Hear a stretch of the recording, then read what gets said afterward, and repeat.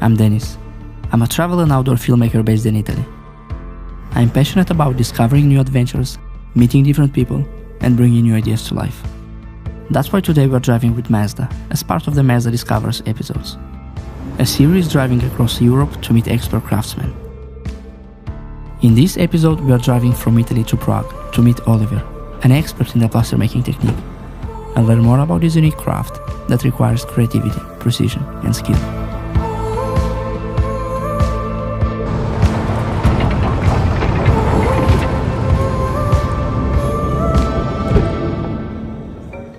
Jmenuji se Oliver Braun a jsem umělecký štukatér. V České republice máme mnoho historických budov a mým cílem je udržet jejich krásu.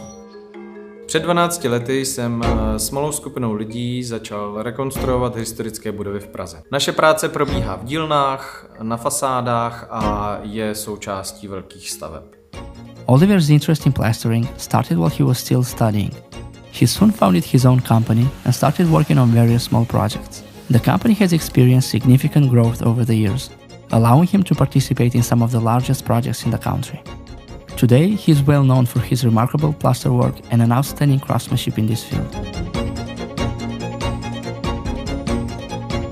Štukaterství je rozděleno na několik technik. Tažení profilací, formování, modelování.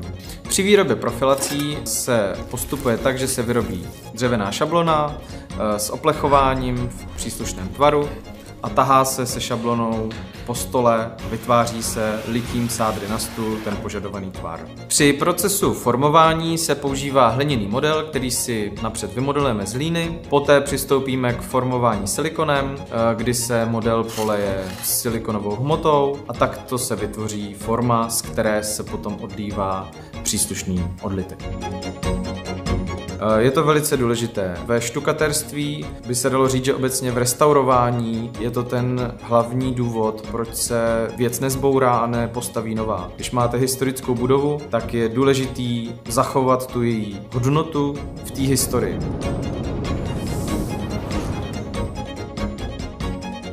As a creator myself, I find that in any craft, it's always important to take every opportunity to refine your skills with precision and high attention to detail. Whether that's bringing a visual story to life, creating unique plaster art, or manufacturing high-quality vehicles, investing time and passion is key to mastering these crafts and achieve great results.